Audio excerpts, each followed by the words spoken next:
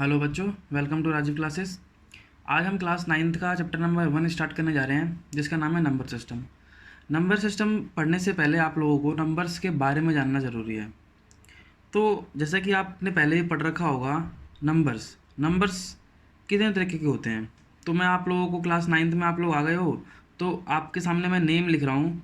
तो नेम लिखने से आपको सारे नंबर्स के बारे में पता तो लग जाएगा, लेकिन फिर भी मैं आपको एक बार बता देता हूँ। ठीक है, नेचुरल नंबर्स, फिर आते हैं होल नंबर्स। ठीक है, तो नेचुरल नंबर्स क्या होते हैं? A number starting from 1, not a fraction, point, decimal values नहीं, ओनली परफेक्ट नंबर्स, इन्फिनिटी तक। ठीक है, होल नंबर्स क्या होते हैं? होल नंबर्स में हम जीरो जीरो को इंक्लूड कर देते हैं। मीन्स एक फैमिली जिसके अंदर जीरो भी आ सकता है। किसकी? नेचुरल नंबर्स की। नेचुरल नंबर्स 1 से स्टार्ट होते हैं, होल नंबर्स हमारे कहाँ से स्टार्ट होते हैं? 0 से।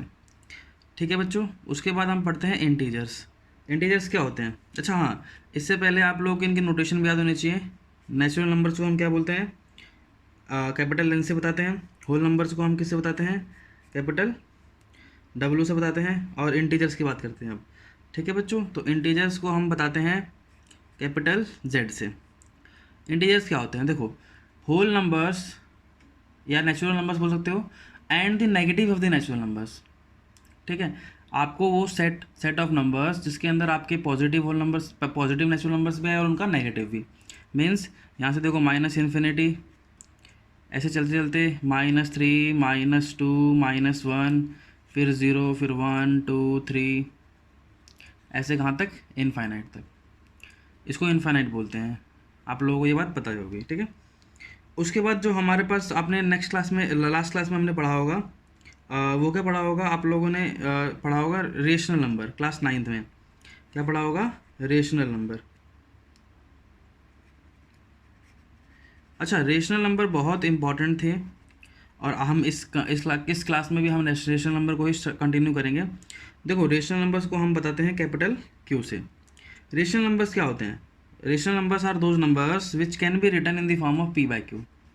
मतलब जिनको हम पी बाई क्यू की फॉर्म में लिख सकते हैं, वेयर क्यू की वैल्यू हमारी ज़ीरो नहीं होती है, और P and Q are integers.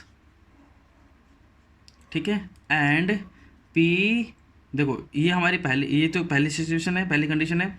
ये दूसरी और तीसरी कंडीशन क्या है? P and Q are coprime numbers. Coprime numbers का मतलब क्या होता है? Coprime numbers are those numbers which are relatively prime. Means इन दोनों में कुछ भी नहीं आएगा कॉमन। ठीक है, तो आप ऐसा भी कह सकते हो कि HCF of P and Q जो आने वाला है वो 1 आने वाला है, क्योंकि इन दोनों में कुछ कॉमन नहीं है। अगर ऐसा नंबर लिखा हुआ है तो वो रेशनल होगा। ठीक है, मतलब परफेक्टली रेशनल होगा। मैं ये नहीं कह रहा हूँ कि और नंबर्स नहीं हो सकते। जैसे कि अगर मैं आपके सामने एग्जांपल देता हूँ 2/4। ठीक है, तो ये तो रेशनल होगा ही होगा। लेकिन अगर मैं 2/4 को 1/2 लिख दूँ तो ये भी रेशनल होगा। मतलब इन दोनों में देखो, इन दोनों में तो 2 कॉमन है, बट इन दोनों में कॉमन नहीं है। तो हमको देखो, आपके सामने ये लिखा होगा चाहे ये लिखा होगा, आपको सिंप्लीफाई करके यही लिखोगे। तो एट द एंड हम बात किससे कर रहे हैं? हम इसकी बात कर रहे हैं। ठीक है, तो हम इस फॉर्म की बात कर रहे हैं, ना कि इस फॉर्म की। ठीक है, रिलेटिवली को प्राइम नंबर बोला है। ठीक है, उसके बाद हम इस चैप्टर में जो बात करेंगे वो एक दूसरे नंबर की बात करेंगे, इर्रेशनल नंबर की। इर्रेशनल नंबर क्या होता है? देखो, जो नंबर रेशनल हो गए वो पी बाई क्यू की फॉर्म में आ गए, और जो इर्रेशनल हो गए वो कौन से नंबर होंगे? जो नंबर पी बाई क्यू की फॉर्म में नहीं लिखे जा सकते। Means those numbers which can not be written in the form of P by Q are known as irrational number. अब कहोगे ऐसे कौन से नंबर है जो इस फॉर्म में नहीं लिखे जाते? देखो, ऐसे भी नंबर है, लेकिन ध्यान रखना इसमें डिनोमिनेटर यहाँ भी आ रहा है, तो यहाँ पर भी क्यू की वैल्यू 0 नहीं हो सकती। पहली बात तो ये, तो क्यू की वैल्यू 0 भी नहीं है, still they are the numbers with जो कि पी बाई क्यू के फॉर्म में नहीं लिखे जा रहे हैं। तो यहाँ पर देखो, जैसे कि मैंने बोला 3/2, तो 3/2 में तो ये तो नंबर लिख दिया, ये भी इंटीजर ये भी इंटीजर। लेकिन अगर मैं आपसे बात करूँ √3/2, तो ये तो अगर रेशनल नंबर की हम डेफिनेशन पर बात जाएँ तो पी बाई क्यू की फॉर्म में तो लिख दिया ये, लेकिन और क्यू की वैल्यू 0 भी नहीं है। देखो, इस सिचुएशन की बात कर रहा हूँ मैं, पी बाई क्यू की फॉर्म में लिख दिया, इसमें पी की वैल्यू ये है, क्यू की वैल्यू ये है, और क्यू की वैल्यू 0 भी नहीं है, लेकिन इसमें और रिलेटिवली प्राइम भी है। मतलब इस दोनों में कुछ कॉमन तो नहीं आ रहा, लेकिन इसमें ये वाली कंडीशन सेटिस्फाई नहीं हो रही। क्या? कि पी एंड क्यू जो है ना वो इंटीजर्स होने चाहिए। जैसे कि आप लोग जानते हो √3 जो है वो इंटीजर तो नहीं है, इसलिए √3/2 जो है वो इरेशनल नंबर हो गया। कैसा नंबर हो गया? Irrational number. समझ आया बच्चों? देखो अभी सिर्फ नंबर का इंट्रोडक्शन चल रहा है, उसके बाद मैं बताऊंगा कि ये नंबर्स के बारे में हमने इस चैप्टर में क्या क्या पढ़ना है। ठीक है, कौन सा नंबर कैसा होगा, कैसे कैसे उस नंबर को लिखते हैं, कैसे रिप्रेजेंट करते हैं। उसके बाद आप लोगों ने सीखा होगा नंबर लाइन पर रिप्रेजेंट करना है। मैं अभी इन दोनों की बात नहीं करूँगा, मैं सिर्फ इन तीनों की बात कर रहा हूँ। ठीक है, आपने ये पढ़ रखा है वैसे तो, मैं इसकी बात भी थोड़ा थोड़ा बता दूंगा, बट अभी मैं इसके लिए हटा के चल रहा हूँ इसको। नंबर लाइन की कैसे बात कर रहे हैं हम, देखो अब हमारे पास ये लाइन है, ये हमारा 0 है, दिस इज़ 1, दिस इज़ 2, ऐसे करते करते यहाँ इन्फाइनाइट आ गया, ये -1, ये -2, ऐसे करते करते यहाँ पर क्या आ गया? -इन्फिनिटी। फॉर एग्जांपल अगर मैं आपसे बोल रहा हूँ कि बताओ 1 बताना है, तो 1 कहाँ है? ये रहा। फिर 2 बताना है, 2 ये रहा है यहाँ, 2 ये रहा। फिर -2 ये रहा। समझ पा रहे हो? Integers, natural numbers, whole numbers, सारे के सारे नंबर्स इस पर लिखे गए हैं। ठीक है ना बच्चों? तो यहाँ पर देखो, लेकिन अगर मैं रेशनल नंबर्स की बात करूँ तो रेशनल नंबर आ गए 1/2। ठीक है, 1/3। देखो ये तो तुम रिप्रेजेंट कर दोगे। 1/2 का मतलब कितना होगा? 1/2 का मतलब होता है 0.5। ठीक है, तो 0.5 कहाँ से आ गया? देखो 0 से मतलब 1 से छोटा और 0 से बड़ा, मतलब इन दोनों के बीच में, दैट इज़ 1/2। बट अगर मैं मान लो कुछ नंबर्स लिखता हूँ, जैसे कि 1/3 का अगर मैं फ्रैक्शन डेसिमल फॉर्म लिखूँ तो 0.333, ये एग्जैक्ट फॉर्म तुम्हें एग्जैक्टली नहीं पता लग पाता। तो हम क्या करते हैं, हम इसको अप्रॉक्स मान के, जैसे कि अगर हम इन दोनों में इसके अंदर डिफाइन करें, तो ये हमारा 1 है, ये हमारा 0 है और ये हमारा 1 है, तो हम क्या करते हैं, हम इसको 3 इक्वल पार्ट्स में बांटते हैं और हम कह देते हैं कि दिस इज़ 1/3। ऐसे कर देते हैं ना, जो तुमको पहले से पता है। ठीक है ना बच्चों? This is 1/3। क्लियर?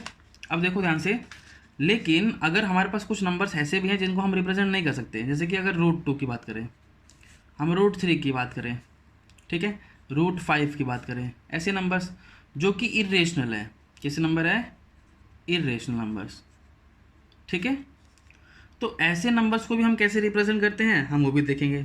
ठीक है, उससे पहले आपने जो 9th क्लास में हमने बेसिक पढ़ रखा था, सॉरी 9th क्लास बात बोल रहा हूँ मैं, 8th क्लास तक, ठीक है ना, तो बेसिक पढ़ रखा था, उसमें क्या है देखो, अब मान लो आपके पास एक छोटा सा क्वेश्चन आता है, क्या कि फाइंड 3 रेशनल नंबर्स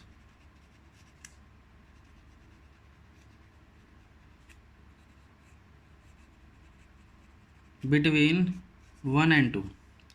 अब 1 and 2 के बीच में ना हमको तीन रेशनल नंबर्स बताने हैं। तो हम कैसे बताएंगे?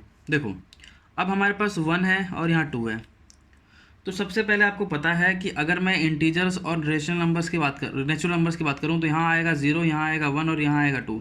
तो हमको इन दोनों के बीच में बताना है। तो इन दोनों के बीच में बताने का क्या तरीका होता था? देखो फर्स्ट जो होता था वो, इसको ये हमारा ये नंबर्स है, तो हमारा जो फर्स्ट नंबर आता है, फर्स्ट नंबर इज़, देखो इन दोनों का एवरेज मीन्स 1 + 2 / 2, ऐसे करते थे। तो 1 + 2 / 2 कैसे आ जाएगा? यहाँ पर यह जाएगा 3/2। मतलब क्या, इन दोनों का एवरेज कैसे निकालते हैं? दोनों का सम डिवाइडेड बाय कितने हैं? दो नंबर से, तो 2 से डिवाइड कर दिया, 3/2 आ गया। 3/2 हमारा कहाँ आएगा? इन दोनों के बीच में आएगा। तो देखो पहला नंबर कैसे मिल जाएगा? 1, यहाँ आ जाएगा 3/2 और यहाँ आ गया 2। समझ पा रहे हो? ये हमारा फर्स्ट नंबर हो जाएगा।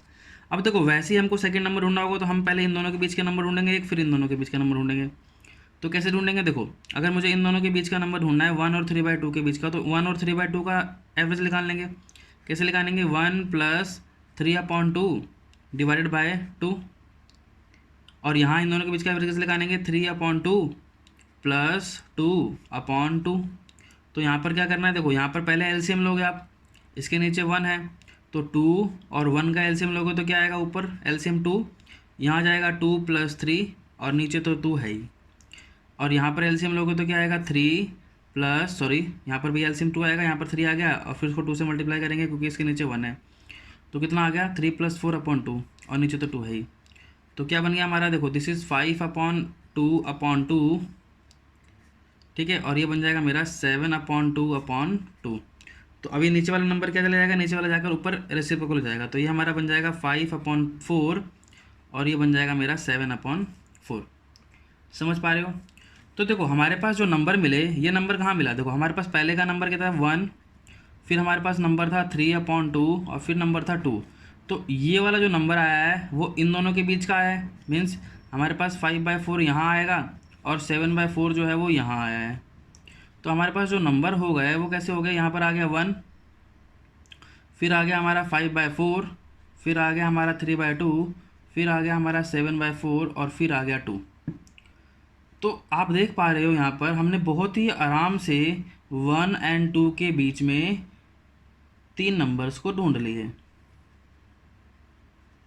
ढूंढ लिए कि नहीं ढूंढ लिए। तो ये 3 नंबर जो है ना, ये 3 नंबर ही जो है वो हमको ढूंढने थे। वो देखो कुछ भी हो सकते हैं, वो ज़रूरी नहीं है कि जो मैंने ढूंढे हैं वही नंबर है। There are infinite numbers between 2 numbers. 2 numbers के बीच में हमारे पास इनफाइनाइट नंबर्स है, कौन से, रेशनल नंबर्स। ठीक है ना बच्चों। तो इसको ढूंढना कोई बड़ी बात तो है नहीं। अब देखो अगर इसी पर बेस्ड हमारे पास जो जो हम 8th क्लास तक करते थे वो कैसे करते थे। देखो अगर हम यहाँ पर बात करूँ मैं क्वेश्चन कराने की, तो अगर मैं यहाँ से बोलूँ कि 3/2 और 5/4 के बीच में हमको नंबर ढूंढने हैं, तो हम क्या करते थे, हम इन दोनों का एलसीएम लेते थे। ठीक है, एलसीएम लेते थे, तो एलसीएम लेते थे, देखो 2 और 4 का एलसीएम लिया तो क्या आ गया, 2 और 4 का अगर हम यहाँ से एलसीएम लेते हैं तो 2 1 जा 2 2 जा 2 1 जा 2 1 जा, तो एलसीएम कितना आ गया, एलसीएम हो जाएगा 2 × 2 = 4। तो देखो अब हम 3/2 को हम क्या करते थे, हम 4 बनाते थे डिनोमिनेटर को, तो यहाँ से 2 से मल्टीप्लाई कर दिया, इसको भी 2 से, तो ये हो गया 6। फिर क्या है हमारे पास, ये आ गया 5/4। अब 5/4 को तो 4 बनाने के लिए किस करना ही नहीं पड़ेगा, ये तो 1 ही है। तो देखो हमारे पास नंबर क्या हो गया, हमारे पास नंबर हो गया 6/4 और 5/4। तो हमारे पास जो नंबर है वो क्या बन गया हमारा, 6/4 और 5/4। अब देखो 5/4 यहाँ है और 6/4 यहाँ है। अब इन दोनों के बीच में नंबर कैसे ढूंढेंगे, अब कोई नंबर नहीं आएगा। तो हम उस टाइम पर क्या करते थे, उस टाइम पर हम 5/4 को भी देखो 2 से मल्टीप्लाई कर दिया, इसको भी 2 से मल्टीप्लाई कर दिया। ठीक है, तो यहाँ पर कितना आ गया 8 और यहाँ आ गया 10। वैसे ही सिमिलरली इसको कर देंगे, तो 6/4 को अगर मैं 2 से मल्टीप्लाई डिवाइड कर दूँ तो ये बन जाएगा मेरा 8 और ये बन जाएगा मेरा 12। ठीक है, तो ये बन गया मेरे को देखो 10/8 और ये बन गया 12/8। तो इन दोनों के बीच में नंबर आ जाएगा 11/8। ये क्या नंबर मिल गया। ठीक है, ऐसे नंबर हम ढूंढा करते थे। लेकिन देखो इस इन नंबर्स में और इन नंबर्स में क्या खास बात है, देखो इन दोनों नंबर्स में खास बात ये है कि इसमें हमारे पास बिल्कुल सेम टू सेम, मतलब डिनोमिनेटर सेम था। ऐसे नंबर्स मिलते थे जो कि जिनका डिनोमिनेटर हमारा सेम था, बट इसमें ऐसा कुछ नहीं है। तो ये वाला लॉजिक हमेशा लगेगा, मतलब इसमें आपको एलसीएम लेने की ज़रूरत है नहीं।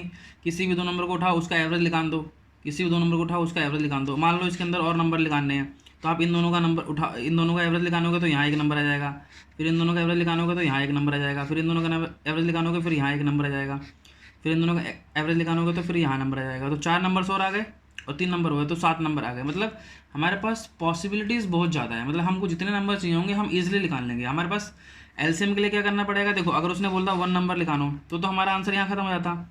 2 बोलता तो फिर उसको फिर अगेन मल्टीप्लाई करते हैं, 3 बोलता तो फिर और मल्टीप्लाई करते हैं। मतलब हमको इनके बीच की स्पेसिंग बढ़ानी होती, मतलब यहाँ 10 से कहाँ जा रहे हैं हम, 12 जा रहे हैं, तो 11 ही बचा ना।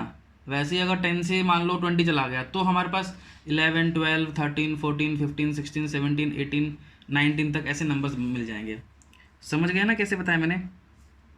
तो ये जो नंबर है वो सिंपल, सिर्फ मैंने इंट्रोडक्शन दिया है और कैसे नंबर्स को फाइंड आउट करते हैं वो बताया। ठीक है, समझ गए। उसके बाद जो नेक्स्ट वीडियो में मैं लेकर आऊँगा वो क्या लेकर आऊँगा कि हम इन रेशनल नंबर्स को लिखते कैसे हैं। ठीक है, रेशनल नंबर को लिखते कैसे हैं, मतलब कि एवरी नंबर्स, अगर रेशनल नंबर होगा तो क्या होगा, रेशनल नंबर होगा तो हमारा p/q के फॉर्म में लिखा जाएगा। देखो यहाँ पर डेफिनेशन के अकॉर्डिंग, तो उन डेफिनेशन के हिसाब से p/q के फॉर्म में हम उनको कैसे लिखेंगे। और इरेशनल फॉर्म की, हम इरेशनल नंबर्स के हम कुछ इंपॉर्टेंट केसेस भी देखेंगे, इरेशनल नंबर्स कैसे होते हैं और वो क्यों इरेशनल होते हैं, हम उनको क्यों p/q की फॉर्म में नहीं लिख सकते। समझ पाए ना। तो इसलिए वो हम नेक्स्ट क्लास में लेकर आएंगे। उससे पहले आप देखो यहाँ पर मैंने आज आपको इंट्रोडक्शन पढ़ाया है कि क्या क्या है, क्या क्या इस चैप्टर में हम पढ़ने वाले हैं। ठीक है, तो सबसे पहले तो नंबर सिस्टम के बारे में बात करी है, और इंट्रोडक्शन मैंने ऑलरेडी आपको पहले वाले वीडियो में दे रखा है कि हम इस चैप्टर में क्या क्या कवर अच्छे से करने वाले हैं। तो मैं उम्मीद करता हूँ कि आप नेक्स्ट वीडियो आने से पहले ये सारे के सारे कंसेप्ट देख लेंगे और फिर आगे आपको समझ में आएगा। ठीक है, 9th क्लास में सिलेबस थोड़ा चेंज होता है, इसलिए बच्चों को हार्ड लगता है, बट माइंडसेट अपना पॉजिटिव रखो तो आपको कुछ भी हार्ड नहीं लगने वाला। ठीक है ना बच्चों, आज के लिए इतना ही करते हैं, बाकी मैं नेक्स्ट वीडियो कल तक लेके आ जाऊँगा। ठीक है, थैंक यू बच्चों।